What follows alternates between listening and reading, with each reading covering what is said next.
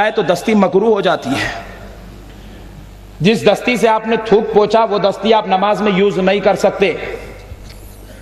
یہ ہمارا تھوک ہے، اور ہمارا تھوک جب کسی کے پاس شرارتاً تھوک دیا جائے تو جوتا پھینک کر مارنے سے بھی زیادہ بے عزتی ہو جاتی ہے. پیارے دوستو، یہ ہمارا تھوک ہے جو نکلے تو کسی کو رسوا کر دے.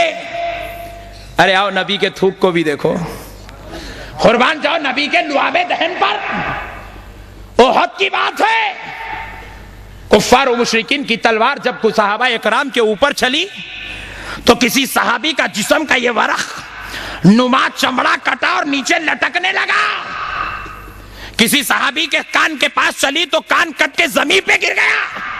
کسی صحابی کے ہاتھ پر کافر کی تلوار چلی تو یہ ہاتھ ٹوٹ کے لٹکنے لگا چمڑے کے بل پر. اجی صحابہ رسول اللہ کی بارگاہ میں دوڑے دوڑے بھاگے بھاگے آئے، عرض کرنے لگے یا رسول اللہ، آپ پر ہمارے ماں باپ قربان آقا، جلدی سے نظر کرم کیجئے ورنہ جان دینے کو جی کر رہا ہے. اتنی شدت کی تکلیف ہو رہی ہے. اللہ اللہ. حضور نے کہا جاؤ ان کا کان اٹھا کر لے آؤ. قربان جاؤ. رسول اللہ نے کہا حکیم صاحب کو بلاؤ، وہ ڈاکٹر صاحب کو بلاؤ، وہ طبیب کو بلاؤ، وہ ملا کو بلاؤ. مصطفیٰ جان رحمت نے نہیں کہا. مصطفیٰ جان رحمت کی عظمت کے قربان جاؤ، کہا جائے ان کا کان اٹھا کر لے آؤ. صحابہ گئے، نبی المرسلین کا کان اٹھا کر لے آ کر نبی المرسلین کے دستے مبارکہ میں وہ صحابی کا کان لا کر دیے. آقا علیہ الصلوۃ والسلام نے ان کے کان مبارکہ کو لیا، اپنا لعاب دہن لیا اور کان کے اوپر لگا دیا. لگا کر ہاتھ میں کان لے کر صحابی کے سر کو ایسے لگاتے ہیں، پھر نیچے ہاتھ کر کے پوچھتے ہیں اے صحابی ذرا بتا تو صحیح تیرے کان کا درد کیسا ہے. صحابی قدموں میں گر کے کہتے ہیں یا رسول اللہ درد ایسے چلا گیا، ایسے چلا گیا، محسوس ہی نہیں ہوتا کہ کبھی کان کٹا بھی تھا.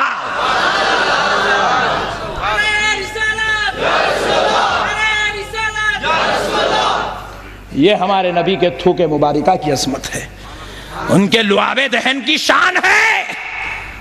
کہ پیارے دوستو، صحابی کا چمڑا ورق نما کٹ کے نیچے گر گیا.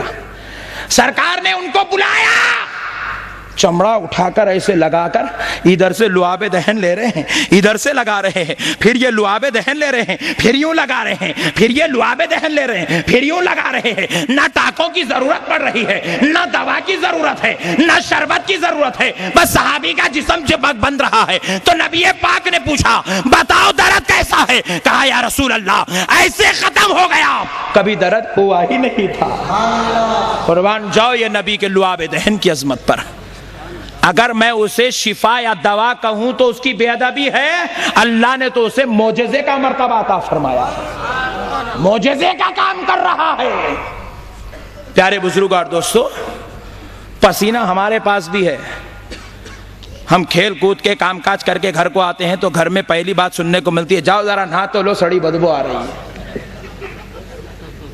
اجی ہم ہیں، ہماری پسینے کی بو ہمارے سامنے والے سننا پسند نہیں کرتے. قربان جاؤ حضرت ام سلمہ رضی اللہ تعالیٰ عنہ ام المومنین کے، حضرت ام المومنین ام سلمہ رضی اللہ تعالیٰ عنہ فرماتی ہے جب جب رسول اللہ میرے گھر تشریف لاتے اور آرام کرتے تو آقا مبارکہ، آقا نبی مرسلین صلی اللہ علیہ وسلم کے پیشانی مبارکہ سے جب جب گرمی کی وجہ سے پسینہ نکلتا، میں اس پسینے کو نکالتی، ایک شیشی میں جمع کر لیتی، ایک شیشی میں جمع کر لیتی، بس جمع کر کے رکھتی چلے گئی. وہ کیا عظمت تھی وہ بہتر جانتے تھے. جمع کر کے رکھا جا رہا ہے. مجھے کہنے دو یہ آثار مبارکہ ہی تو بن رہا ہے. تو آثار مبارکہ کو سنبھال کر رکھنا یہ آج کے کسی مولوی کا عقیدہ نہیں، ام المومنین ہمارے مسلمانوں کی ماؤں کا عقیدہ ہے.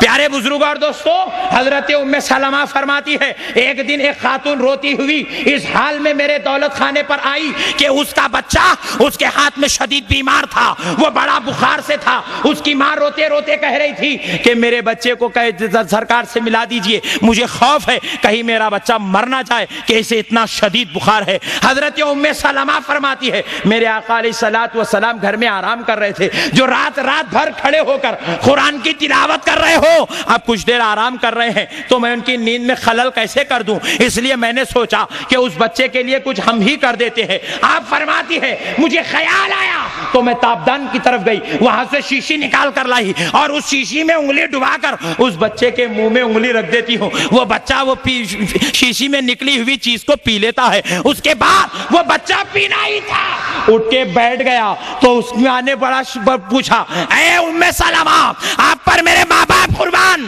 بتائیے کہ آپ نے کون سی دوا پلایا ہے، کون سا شربت پلایا ہے؟ حضرت ام سلمہ فرماتی ہے خدا کی قسم میں نے کوئی شربت نہیں پلایا، میں نے کوئی دوا نہیں پلائی، میں نے تو مصطفیٰ کا پسینے مبارکہ چٹا دیا ہے۔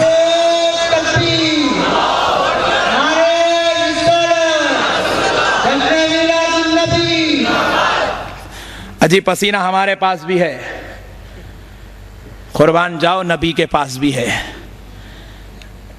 پسینے کو دیکھ کر برابری نہیں کی جا سکتی، ہمارا پسینہ بیماری کا سبب ہے، ان کا پسینہ معجزے کا کام کر رہا ہے، مرنے والوں کو زندگی دینے کا کام کر رہا ہے۔ پیارے دوستو پیشاب تو ہمارے پاس بھی ہے، پیشاب نبی کے پاس بھی ہے۔ نبی المرسلین صلی اللہ تعالی علیہ وسلم کی اس بات کو محدث دکن حضرت سیدنا عبداللہ شاہ صاحب قبلہ رحمت اللہ علیہ اپنے معراج نامہ میں یوں نقل کرتے ہیں کہ حضرت عبداللہ ابن عباس ایک دن صبح رسول اللہ کے گھر تشریف لائے۔ من انفسکم کی بات سمجھا رہا ہوں آپ کو، وہ انسان ضرور ہے لیکن ہماری طرح انسان نہیں ہے۔ حضرت عبداللہ ابن عباس صبح حضور کے رحمت قدا پر تشریف لائے، آقا علیہ السلام کنڈے میں اپنا بولو براس لے جا کر پھینکنے کے ارادے سے باہر نکل رہے تھے۔ حضرت عبداللہ ابن عباس نے کہا یا رسول اللہ مجھے دے دیجئے میں پھینک دوں گا۔ حضور نے کہا نہیں یہ میری ضرورت ہے، رہنے دو میں پھینک دیتا ہوں۔ بولے نہیں یا رسول اللہ مجھے دیجئے، کیونکہ اس زمانے میں رات کے وقت ضرورت کے لیے باہر نکلنا اپنی جان پر تکلیف دینے کے برابر تھا، کیونکہ کفار و مشرکین یہود و نصارہ بڑے ظلم و زیادتی کیا کرتے تھے اندھیروں میں۔ تو اس لیے پیارے بزرگوں اور دوستوں خود رسول اللہ نے حکم دیا تھا کہ رات کے وقت بچوں کو اور بڑوں کو باہر ہرگز نہیں نکلنا چاہیے، خصوصاً خواتین کو نہیں نکلنا چاہیے، اپنے ہی گھروں میں ضرورت کا اہتمام کریں۔ تو ایک برتن مقرر کیا جاتا اور اسی میں ضرورت سے فارغ ہوتے، صبح اٹھتے تو پھینک دیتے۔ خود رسول اللہ ویسے ہی فرماتے ہیں، پھینکنے جا رہے ہیں حضرت عبداللہ ابن عباس نے کہا یا رسول اللہ مجھے دے دیجئے۔ حضور نے کہا نہیں میری ضرورت ہے میں پھینک دوں گا۔ بولے یا رسول اللہ مجھے دے دیجئے میں پھینک دیتا ہوں۔ بولے نہیں میں پھینک دیتا ہوں۔ بولے یا رسول اللہ مجھے دے دے میں پھینک دیتا ہوں۔ ان کے بارہا اصرار کو دیکھ کر حضور نے ان کو عطا فرمایا، وہ لے گئے، پیچھے کھڑے ہو گئے، تھوڑی دیر کے بعد آئے۔ میں اشارے میں کہہ دیتا ہوں جو سمجھا کیونکہ بعض لوگ نہیں سمجھے تو مسائل کھڑے ہو سکتے ہیں، لیکن میں جن کو سمجھانا چاہ رہا ہوں وہ لوگ تو برابر سمجھ جائیں گے۔ پیارے بزرگوں اور دوستو حضرت عبداللہ ابن عباس سے حضور نے پوچھا کیا ہوا، پھینک دیے؟ تو انہوں نے منہ کھول کر عرض کیا جی ہاں یا رسول اللہ پھینک دیا۔ جیسے ہی بولنا تھا منہ سے خوشبو ظاہر ہونے لگی۔ حضور نے پوچھا کہاں پھینکا؟ عرض کیا یا رسول اللہ محفوظ مقام پر ڈال دیا۔ اجی اگر ہم ہوتے یا آج کا کوئی مولوی ہوتا، مفتی ہوتا تو کہتا نکل جا تو نے ناپاک شے کا استعمال کیا ہے۔ اجی ہمارے پاس ہے تو وہ چیز ناپاک ہے، کپڑے پہ گر جائے تو نماز نہیں ہو سکتی اس کپڑے پر، جسم پہ لگ جائے تو غسل واجب ہے۔ اجی وہ چیز نبی کے پاس سے ظاہر ہوئی، مصطفیٰ جان رحمت مسکرا کر فرماتے ہیں اے عبداللہ ابن عباس تیری اولاد سے جتنے بھی لوگ جنم لیں گے وہ سارے کے سارے پیٹ کی بیماری سے محفوظ ہو چکے ہیں۔ یہ ہمارے نبی کا معاملہ ہے۔ قربان جائیں ان کے پیشاب پر، ان کے بول و براس پر، اللہ نے اس کو بھی معجزے کا درجہ عطا فرمایا۔ آپ بولیں گے مول صاحب معجزہ کیسا؟ جی پیے والے کو شفا ملتی، بات سمجھ میں آ گئی؟ قیامت تک آنے والوں کو پیٹ کی بیماری سے حفاظت معجزہ نہیں ہے تو اور کیا ہے؟ پیارے بزرگ اور دوستو، دیکھو اجابت کو ہم بھی جاتے ہیں.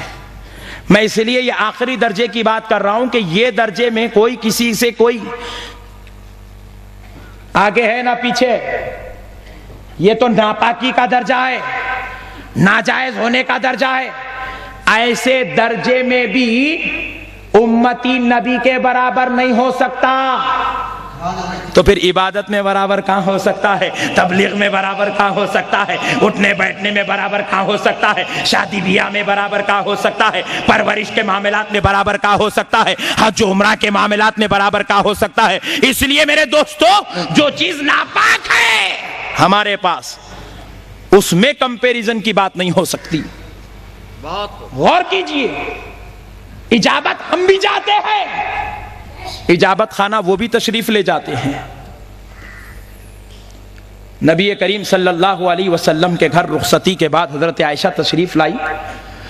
حضور اجابت خانہ جا کر تشریف لائے. حضرت عائشہ اس غرض سے گئی کہ حضور کی اجابت کو صاف کر دوں، کیونکہ وہ ڈرینیج کا دور نہیں تھا. صاف کر دوں. جا کر دیکھتی ہیں کہ وہاں اجابت پریشان ہو کر باہر آئی. دوسرے دن پھر حضور اجابت تشریف لے گئے، پھر واپس آئے. حضرت عائشہ پھر اندر گئی تاکہ اجابت کو صاف کر دوں. دوسرے دن بھی اجابت نہیں ہے. تیسرے دن جا کر آئے، پھر یہ اندر تشریف لے گئی، اجابت صاف کر دوں. تیسرے دن بھی اجابت. پریشان ہو گئے. پریشانی کے ساتھ باہر نکلی. رحمت للعالمین نے حضرت عائشہ کے چہرے کو پڑھ کر مسکرا اٹھے. پوچھا، عائشہ آپ بڑی پریشان نظر آ رہی، کیا بات ہے؟ عرض کرتی ہے، یا رسول اللہ، آپ پر میرے ماں باپ قربان. آقا، میں ہر روز آپ کے اجابت خانے سے آنے کے بعد اس غرض سے اجابت خانہ جاتی ہوں کہ آپ کی اجابت کو صاف کر دوں، لیکن جب بھی جاتی ہوں دیکھتی ہوں کہ وہاں اجابت نہیں ہے. حضور مسکرا کر پوچھتے ہیں، اے عائشہ، کیا تم مجھے اوروں کی طرح سمجھتی ہو؟ حضرت عائشہ نے عرض کیا، نہیں یا رسول اللہ. تو حضور فرماتے، سنو اے عائشہ، اجابت تو سب کو آتی ہے، اجابت مجھے بھی آتی ہے. سب اجابت کرے تو اجابت ظاہر ہو جائے، لیکن جب میں اجابت کرتا ہوں تو میرا پروردگار میرے اجابت کے وقت میں زمین کو حکم دیتا ہے، زمین شق ہو جاتی ہے اور میری اجابت کو زمین کا نوالا بنا دیا جاتا ہے.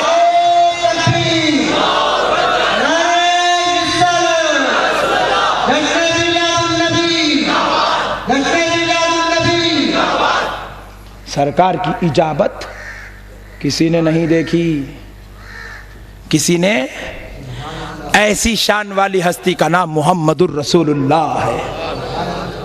ان کی عظمت تو عظمت ہی ہے. ان کی عظمت کے کیا کہنے، ہم اپنی عظمت کے قربان جائیں. اللہ نے ان کا امتی بنا دیا ہے. پیارے بزرگ اور دوستو، یہ آل رسول سادات اکرام بیٹھے ہیں. ایک بات ایسی سنا کر اپنی بات کو ختم کر لیتا ہوں. آگے والی آیت کا حصہ آئندہ جشن میلاد میں، کیونکہ علامہ پروفیسر صاحب بیٹھے ہیں، میں زیادہ وقت لینا نہیں چاہتا. ایک بڑی پیاری بات سنا کر بات ختم کر لیتا ہوں. قربان جائیں سادات اکرام کے مقام پر ہم سے کہا جاتا ہے کہ سادات کی عزت کرنی چاہیے. بے شک کرنا چاہیے. یہ آپ کی اور میرے مومن ہونے کی علامتوں میں سے ایک علامت ہے. ایمان کی علامت ہے سادات اکرام کی تعظیم کرنا. سادات اکرام آل رسول ہوتے ہیں. اجی نبی کی برابری کی بات تو چھوڑو، حضرت امام حسین رضی اللہ تعالیٰ عنہ، احمد نقشبندی کی جان قربان، حضرت امام حسین رضی اللہ تعالیٰ عنہ کس دن پیدا ہوئے؟ آج بتا دیتا ہوں، پھر نہیں بولنا، پھر آئندہ جشن میلاد میں برابر پوچھوں گا. منگل کے دن پیدا ہوئے. ذرا بولو، منگل کے دن.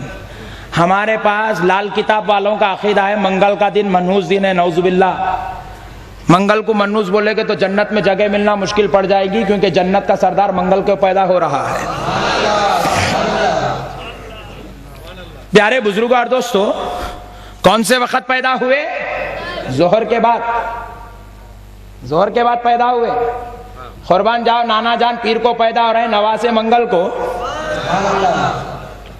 اور نانا جان صبح صادق میں پیدا ہو رہے ہیں, اور نانا نواسے جی ایسے وقت اللہ ان کو پیدا کر رہا ہے جس وقت خدا کے بنائے ہوئے وقت پر بندے الزام تراش رہے تھے یہ منحوس وقت ہے. ظہر کی نماز کے بعد کا وقت شدید دھوپ ہوتی ہے, لوگ کہتے ہیں بڑی دلندر وقت ہے, سخت دھوپ چل رہی ہے. اللہ کہہ رہا ہے ارے بدبختو ایسا نہ کہو, دیکھو جنت کا سردار اسی وقت میں پیدا ہو رہا ہے. حضرت فاطمہ کی خادمہ فرماتی ہے ظہر کی نماز کے بعد سیدہ فاطمہ نماز ادا کر کے اپنے حجرے خاص میں تشریف لے جاتی ہے. وہ اندر حجرے میں گئی تو سیدنا امام حسین کی ولادت باسعادت ہوتی ہے. وہ خادمہ فرماتی ہے قسم رب ذوالجلال کی, دنیا کے کسی بھی گھر میں بچہ پیدا ہوتا ہے تو ماں 40 دن تک نماز نہیں پڑھتی, اس کے اوپر حالت ناپاکی نجاست طاری ہو جاتی ہے. لیکن حسین پیدا ہوئے, فاطمہ کا لال پیدا ہوا, علی المرتضیٰ کا بیٹا پیدا ہوا, حسین جانشین مصطفیٰ پیدا ہوئے, علی المرتضیٰ کا بیٹا پیدا ہوا. فاطمہ کی خادمہ نے دیکھا وہ ظہر کی نماز کے بعد پیدا ہوا.